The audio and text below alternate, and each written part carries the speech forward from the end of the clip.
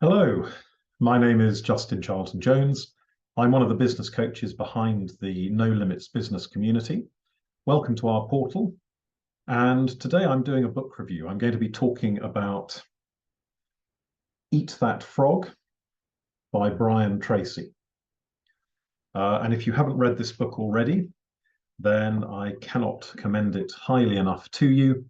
If you have read it, then I strongly recommend you go back and reread it. It's not a long book; it's only 100 odd pages. You can read it in a setting, in a session, and it is full of practical advice. In summary, he outlines 21 ways to stop procrastinating and to get more done in less time. So Brian Tracy is a very interesting character. He actually left school, didn't go to university. He ended up working on cargo ships. And I think he spent about 5 years traveling around the world, visited 80 countries, before he decided to settle down in his early 20s and do something slightly more constructive. But the one thing that he talked about initially is that he always applied practical lessons that he had been recommended by other people to his own life, and if he felt that they worked, he then adopted them. The other thing that he always did was he always asked people who were successful how they were successful.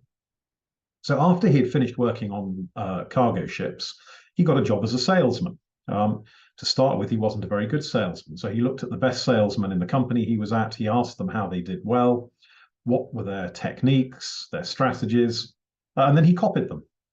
And within 12 months, he became the best salesman in the company. He was then promoted to a sales management position. And I think 3 years after that, they achieved the best results of the branch. And within 4 years, he was a vice president at the age of about 24 or 23. Very impressive, because he asked, he practiced, and he learned. But there's a particular paragraph in the preface to the beginning of his book where he says, "Throughout my career, I have discovered and rediscovered a simple truth. The ability to concentrate single-mindedly on your most important task, to do it well and to finish it completely, is the key to great success, achievement, respect, status, and happiness in life. This key insight is the heart and soul of this book." And in the preface, he goes on to talk about how we manage time. And he makes an interesting point, which is that there is never enough time to do everything. You will always have lists of things to do, and you will never catch up.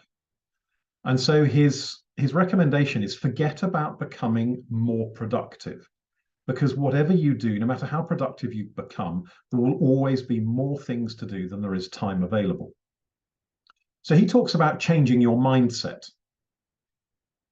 The need to stop doing some things and spend more time on the activities that make a real difference. And as he just said, the simple truth that he outlines in his book is that the ability to concentrate single-mindedly on your most important task is the key to great success. And so in the book, as I said, he has a selection of 21 individual techniques. The key to success is action. And he recommends that you select the most important task, get it done quickly and well. For those of you who are unfamiliar with the phrase, eat the frog is the task that you are most likely to procrastinate on. It's probably also the one, ironically, that will have the greatest impact on the success of your business. And what he recommends is that the first thing you should do every day when you start working is to eat that frog, is to do the task that you are most likely to procrastinate on, the one that you least want to do. It might be the most difficult, but it's the one that will have the greatest impact on your business. And if you eat the frog first thing in the morning, the great thing is that you then spend the rest of the day knowing that you've already carried out the most difficult thing that you're likely to have to do that day, and also the thing that's probably going to have the greatest impact on your business that day. So you spend the rest of the day in a positive frame of mind, basking in the glow of success. If you don't eat the frog first thing in the morning, the frog sits on your desk, it's still alive, it's croaking, and it's winking at you, and you've still got to eat it. And you will spend the rest of the day unable to concentrate on the things that you know you need to do because you've still got a frog on your desk that you need to eat, and you really don't want to do it. So hence the origin, eat the frog. Get that thing done that you really don't want to do. Get it done straight away before you do anything else. The other couple of other points he makes: don't confuse activity with accomplishment. Don't be a busy fool. Also,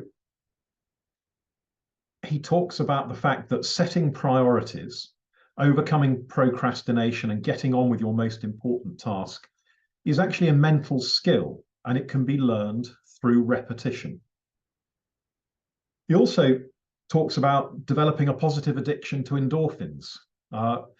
Most of you are probably aware that if you accomplish something, if you do something positive, you achieve a goal, no matter how small, you get something done, the brain rewards that activity with a dose of endorphins.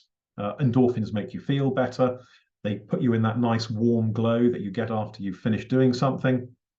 And the more things you do, the more things you achieve, the more endorphin hits you're going to get. So develop a positive addiction to endorphins. What I wanted to do was just to highlight a few of the 21 different techniques that he talks about in his book. Probably the 4 or 5 that are the most practical and probably applicable to the most situations. But as I said, there are 21 in there, and you'll probably find quite a few that work for you. The first one is set the table. This is where he talks about decide what you want in terms of your goals and objectives. And he talks about thinking on paper. For those of you that are aware, there has been quite a lot of research done. Goals that are in your head are less likely to be achieved than goals that are actually written down on a piece of paper. And in this chapter, Set the Table, he describes a 7-step formula to create a plan for yourself. So step 1, decide what you want. Step 2, write it down. Step 3, create a deadline on your goal, because if there isn't a deadline, it won't get done. Step 4, make a list of everything you're going to have to do to achieve your goal. And for those of you that have been working with an action coach before, you'll see that this bears a striking similarity to the process we go through for 90-day planning. Step 5, organize the list into a plan. Step 6, take action on the plan. And step 7, resolve to do something every day that moves you towards your goal. Because the secret to adopting these techniques that he talks about is repetition. It's about creating habits. The second technique he describes in chapter 2 is plan every day in advance. Thinking and planning unlock your mental powers. And those of you who've been to any of my workshops or presentations before will know that I constantly tell people that the most important plan that you can create is the daily plan. And ideally, you do this the day before. What Brian Tracy recommends is that you should have a number of different lists. He suggests you have a master list. So this is everything that you need to achieve. Then you have a monthly list. So from your master list, what are the things that need to happen in the next month? And then from that, you create your weekly list. You prioritize those. You then you put them into a sequence, and you have your daily plan.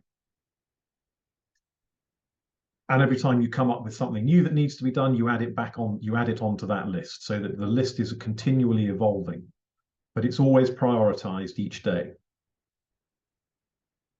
The third technique he talks about is applying the 80-20 rule, the old Pareto principle.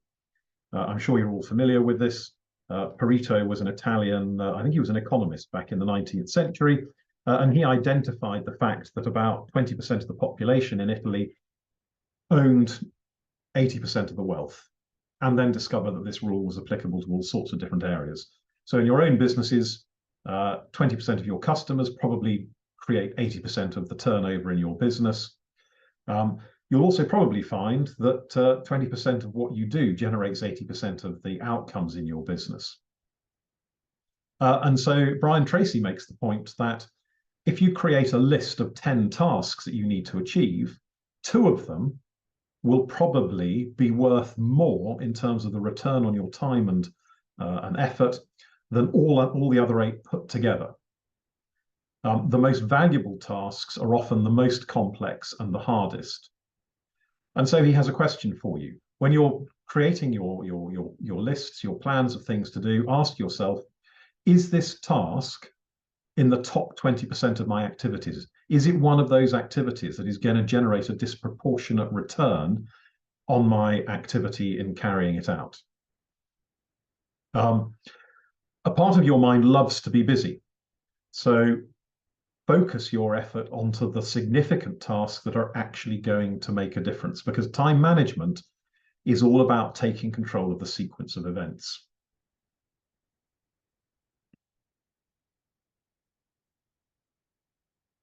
Another rule, another technique he talks about is consider the consequences.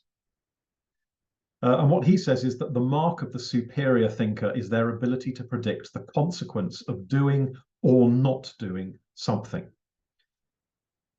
He also draws on some rather interesting research that was done, which shows that a long-term perspective is the most accurate predictor of upward mobility.